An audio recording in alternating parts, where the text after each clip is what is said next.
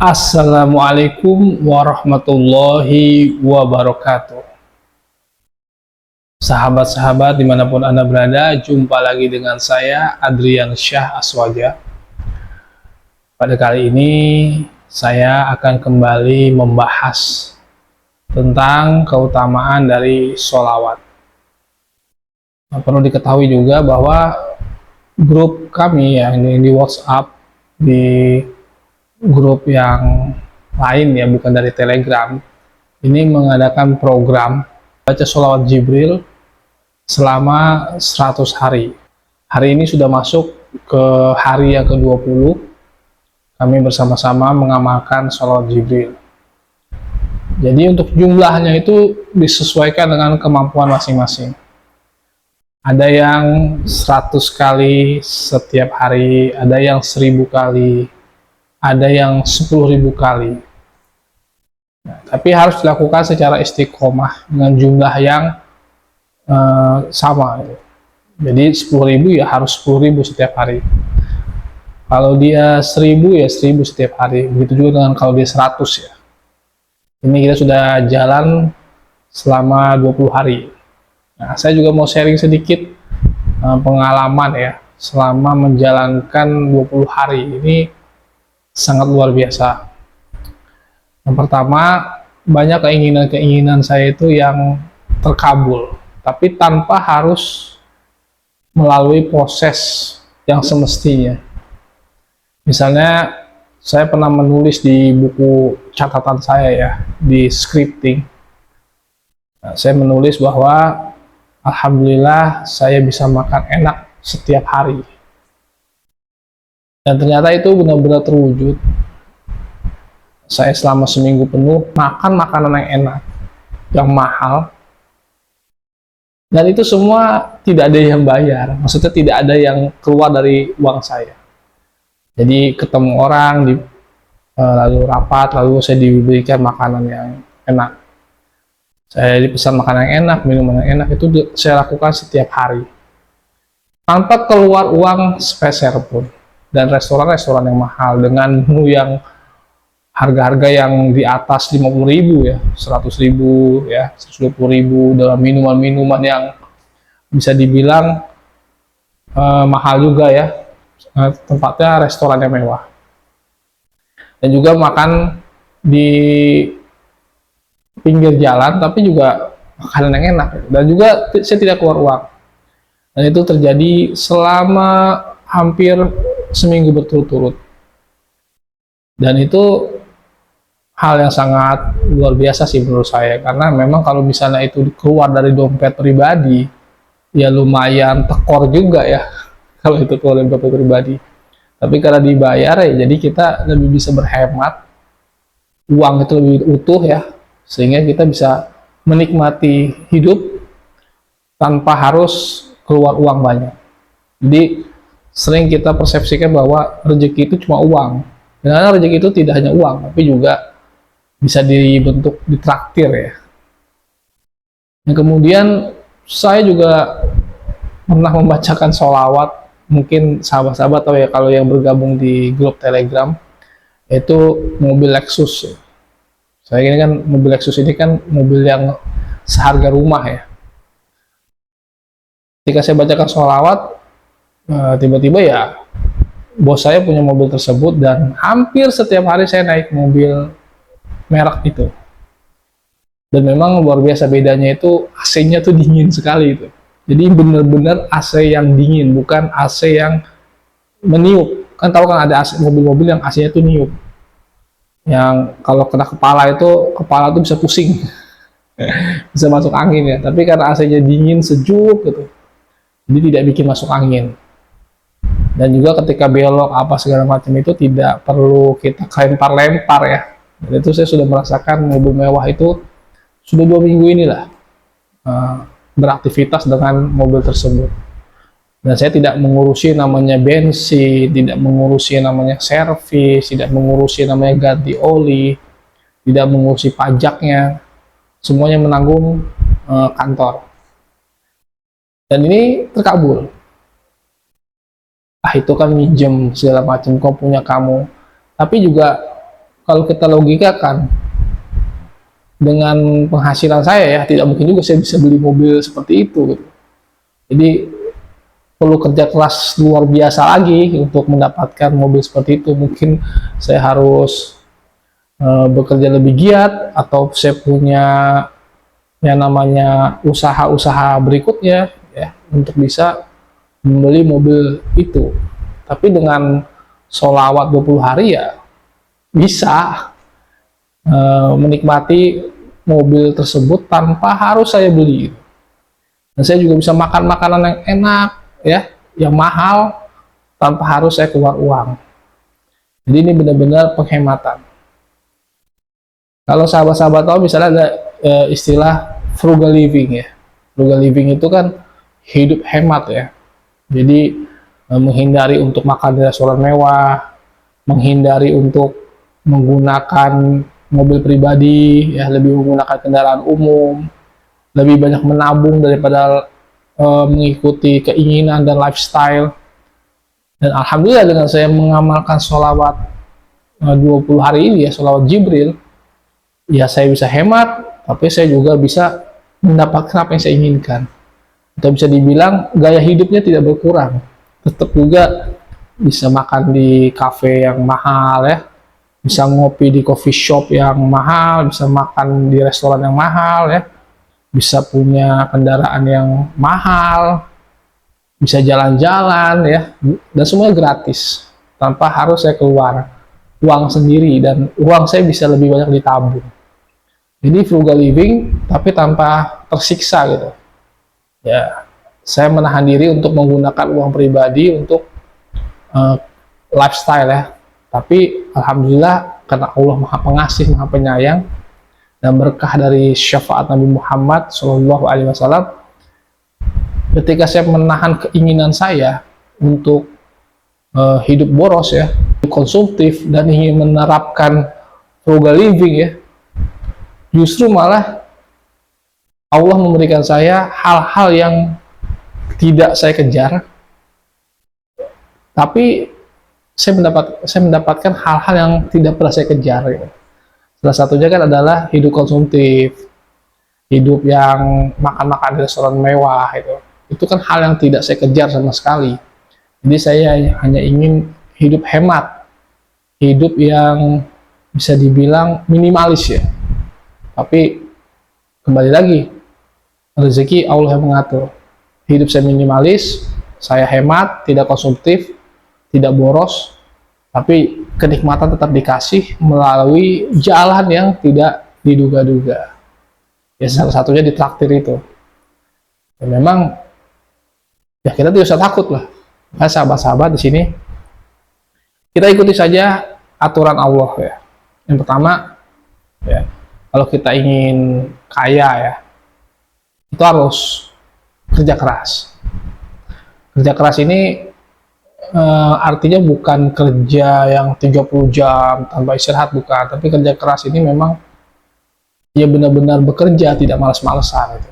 Tidak ya, kalaupun tidur boleh, tapi jangan full tidur, nyantai-nyantai itu. Walaupun kita duduk-duduk, tapi kalau bisa kita ngetik lah ya, sambil mungkin belum mandi sambil ngopi ya, kita sambil ngetik-ngetik konsep apa gitu, apapun kita kerjakan. Dan juga harus giat, harus gigih, karena orang yang cerdas kalah sama orang yang punya kegigihan gitu. Kegigihan yang terus menerus gitu. Itu biasanya orang-orang cerdas, orang-orang yang berprestasi itu kalah, orang-orang cerdas itu kalah dengan orang-orang yang gigih. Tapi kalau gigih doang tidak cerdas juga salah gitu. Memang harus keduanya, tapi lebih utama adalah kegigihan. Nah, yang kedua adalah yang namanya disiplin. Umat Islam itu harus disiplin. Kita kan ada sholat 5 waktu, ya itu sebenarnya bentuk kedisiplinan kita menjalani hidup itu. Jadi sholat 5 waktu itu ada jangka waktunya ya. Misalnya zuhur ya, asar itu ketika jam 3 itu sudah habis waktu zuhur itu, maka kita harus sholat zuhur sebelum waktunya habis. Begitu juga subuh segala macam. Itu sebenarnya melatih etos kerja kita ya, etika kita untuk menjadi orang yang disiplin. Lalu, nah dengan etika seperti itu, nanti kita disiplin, ya kita hidup juga harus disiplin. Kita tidak boleh telat, kita harus tepat waktu. Kalau ada hutang dengan orang, misalnya kita janji nih minggu depan kita ganti, ya benar diganti itu minggu depannya, jangan nanti ya bulan depan, bahkan setahun atau tidak diganti sama sekali, sampai yang nagihnya itu seperti ngemis-ngemis ya. Kita yang berhutang, dia yang ngemis-ngemis gitu. Seharusnya waktu kita ingin berhutang, kita mengemis-ngemis, tapi begitu dia nagih, ya dia yang ngemis-ngemis, karena saking susahnya kita ditagih hutang. Nah, kita harus disiplin.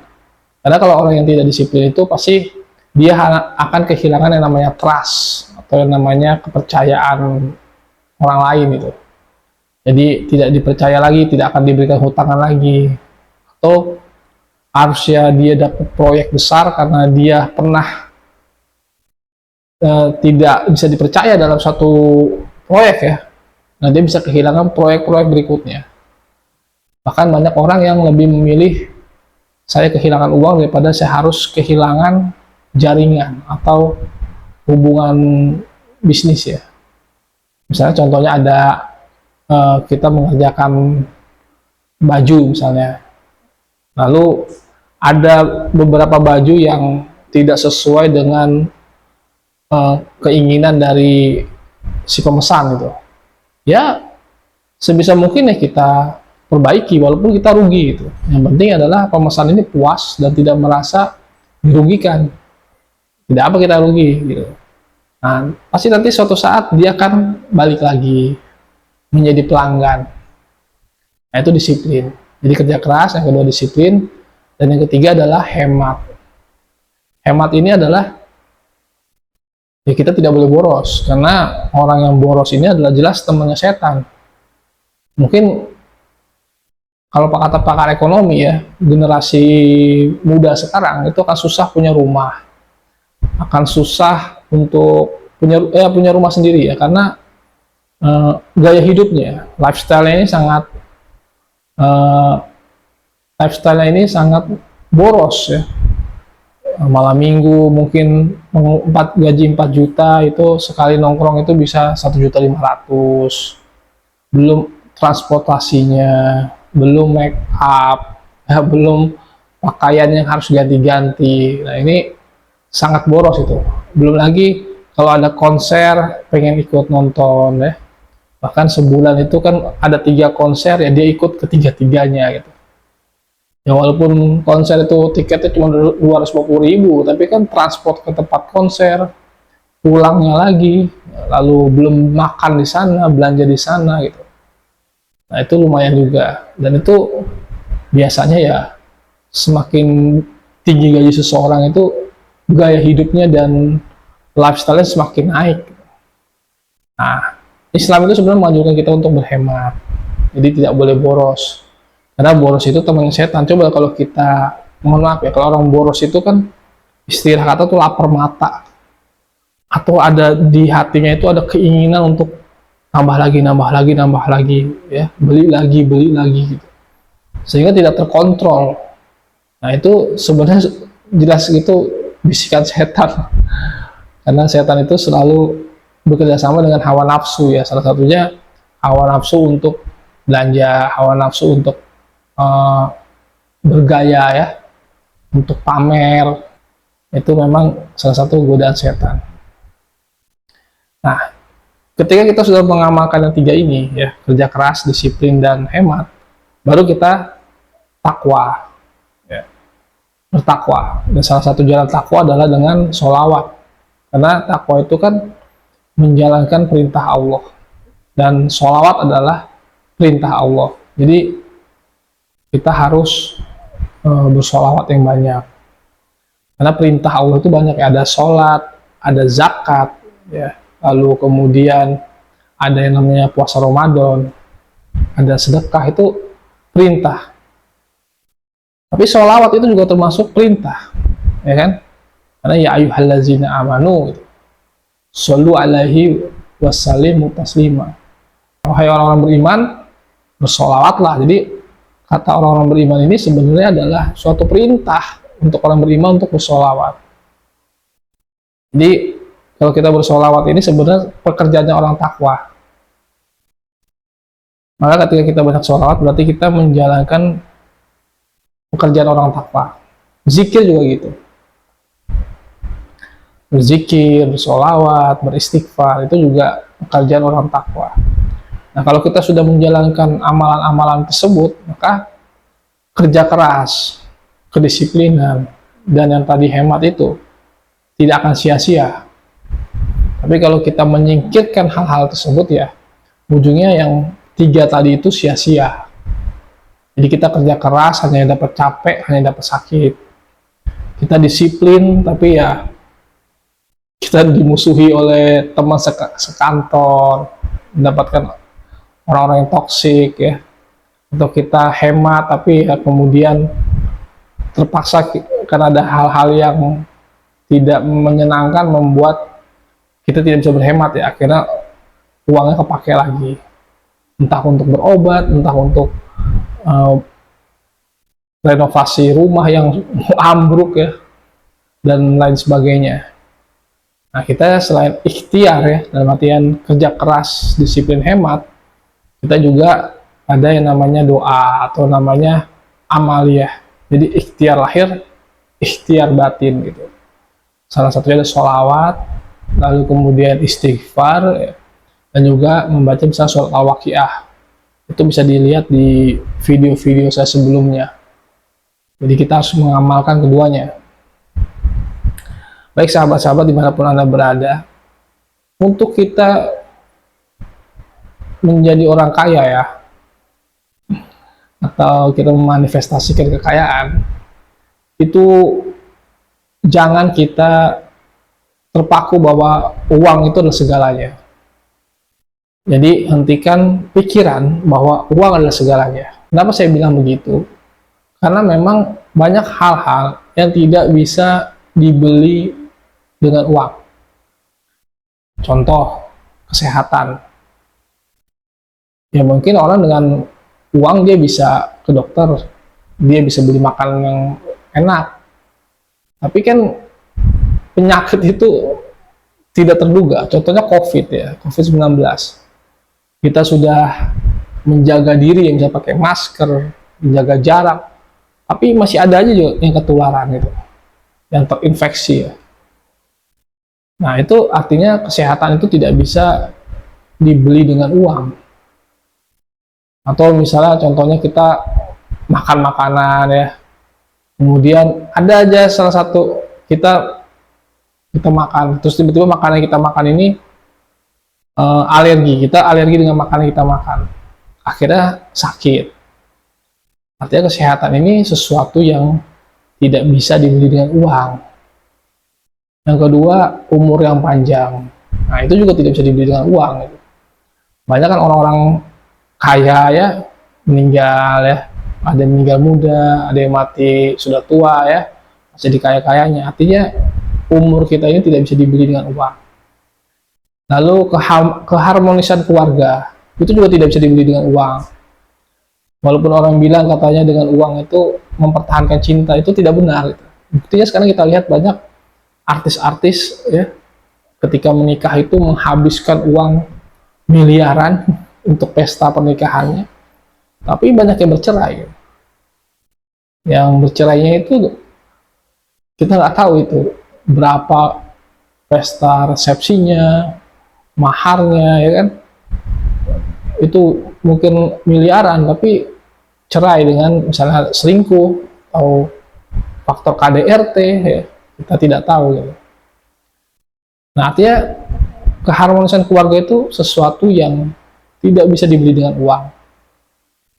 Misalnya juga kan banyak sekarang anak-anak ya, ketika dia masa kecilnya itu kehilangan figur orang tua, karena orang tuanya terlalu sibuk, atau orang tuanya sering konflik, atau ayahnya memang bukan tipikal family man ya, akhirnya kehilangan figur orang tua yang menyebabkan mereka depresi, merasa kesepian. Itu kan juga sesuatu hal yang tidak bisa dibeli dengan uang, walaupun mungkin dia dikasih mobil, dikasih motor, uang jajannya banyak, tapi kalau keluarganya tidak harmonis, yaitu dia akan merasa depresi juga. Akhirnya ini membuktikan bahwa uang itu bukan segalanya gitu.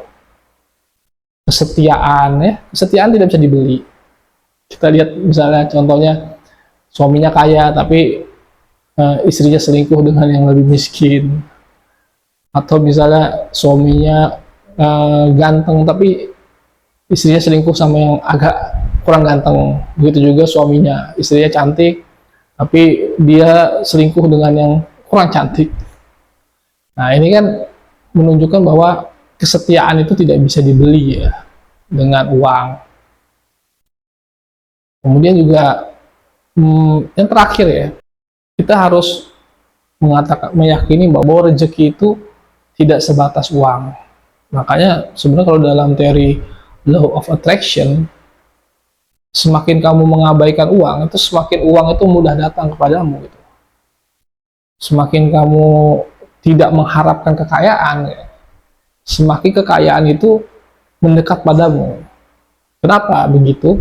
Karena ketika kita mengabaikan, berarti kan pikiran hati kita mau tidak mau akan menjadi tenang. Dan ketenangan inilah adalah frekuensi di mana kita itu mampu menarik ya hal-hal yang sifatnya tadi itu ya, unsur-unsur seperti rezekian. Maka orang yang rezekinya lancar kan itu biasanya itu orang-orang yang hati dan pikirannya tenang. Tapi orang yang hati dan pikirannya gelisah, penuh dengan kekhawatiran, itu biasanya banyak gagal ya. Loh, buktinya banyak kok orang yang kerja keras dapat 1 miliar, 5 miliar. Pertanyaannya gini, saya juga pernah lihat sih orang yang punya mobil mewah ya, uang miliaran, tapi yang keluar itu lebih dari itu. Jadi dia 1 miliar, mungkin yang dia ketipunya itu puluhan miliar. Atau dia punya 1 miliar, tapi karena dia saking kerja kerasnya gitu ya, dapat penyakit. Akhirnya dia harus minum obat seumur hidup. Itu ada juga. Artinya ya, kembali lagi, uangnya itu ya hanya untuk berobat. Uangnya itu untuk menyelesaikan masalahnya. Maka dia banyak uang lalu untuk mengamankan kasus. Ada juga seperti itu. Artinya uang itu jadi tidak segalanya ketika dia dihadapi oleh masalah-masalah gitu. Maka dari itu kita yang penting adalah kita cari hal-hal yang tidak bisa dibeli dengan uang. Apa itu? Ketenangan dan juga kebahagiaan. Kalau kita mencari ketenangan, kebahagiaan ya Allah akan kasih dan kita akan tenang, punya uang ya tenang, bahagia gitu. Jangan sampai kita punya uang tapi tidak tenang, tidak bahagia gitu, penuh ketakutan, takut ditersangkakan, takut habis dengan punya mobil, takut keserempet, tidak tenang ya. Tapi kalau kita minta yang namanya ketenangan ya, kebahagiaan, bahkan juga keselamatan, itu semua akan dikasih. Walaupun kita tidak punya uang banyak, tapi kita tuh serasa punya uang banyak. Kita tidak punya uang miliaran, tapi hidup kita tuh serasa miliarder gitu. Ya, mungkin tiba-tiba dikasih rumah 1 miliar, silakan tempati itu. Suratnya dikasih. Atau tiba-tiba dikasih hadiah mobil, ya karena orang ini tiba-tiba linglung aja kasih hadiah mobil. Lalu tiba-tiba orang ini lagi mau beramal karena ngeliat kita mau pergi haji nggak, diberangkatkan. Artinya banyak hal-hal seperti itu terjadi. Jadi tidak selamanya uang itu segalanya. Nah, tapi kan lebih baik tangan di atas daripada tangan di bawah gitu. Nah, ini juga perspektif pandangan yang keliru menurut saya. Tangan di atas itu lebih baik daripada tangan di bawah, itu kan tidak, ukurannya bukan dari jumlah uangnya, tapi dari hatinya gitu. Orang banyak kok yang uangnya banyak tapi untuk membantu orang tuh berat ya. Bahkan orang yang punya uang ratusan juta itu ya sedekahnya masih 50.000, 20.000 ya. bahkan 5.000. Tapi giliran ada orang yang uangnya cuma 300.000, dia sedekahnya 100.000. Itu kan lebih mulia sebenarnya dibanding orang yang uangnya banyak. Nah itu ya, abaikan tentang uang. Jadi jangan kita mengatakan bahwa uang adalah segalanya. Munculkan di mindset kita bahwa Allah bisa memberikan rezeki dari segala arah. Jadi yang harus ditanamkan dalam pikiran kita bahwa Allah bisa memberikan kita rezeki dalam bentuk uang atau bukan dalam bentuk uang. Dan bisa dari arah yang kita duga-duga seperti bekerja, berdagang, atau juga dari arah yang tidak diduga-duga seperti hadiah ya, ditraktir, dibelikan gitu. Nah, itu bisa juga terjadi. Nah, jadi kita harus positive thinking, bebaskan pikiran kita dari belenggu-belenggu yang mengatakan bahwa rezeki itu hanya bisa diperoleh melalui bekerja dan berdagang. Tapi kita menafikan bahwa rezeki itu bisa kita dapatkan di luar itu. Kalau kita sudah berpikir bebas seperti itu, maka ya kita bekerja akan lebih ikhlas. Walaupun gaji kita kecil, tapi kita bisa dapat rezeki dari segala arah yang tidak ternilai dengan, bisa dibilang lebih besar daripada gaji kita gitu. Mungkin itu saja sahabat-sahabat. Sekian dari saya, semoga bermanfaat. Assalamualaikum warahmatullahi wabarakatuh.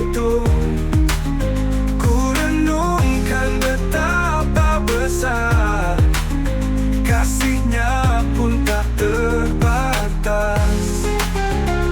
Oh, kasihnya pun tak terbatas.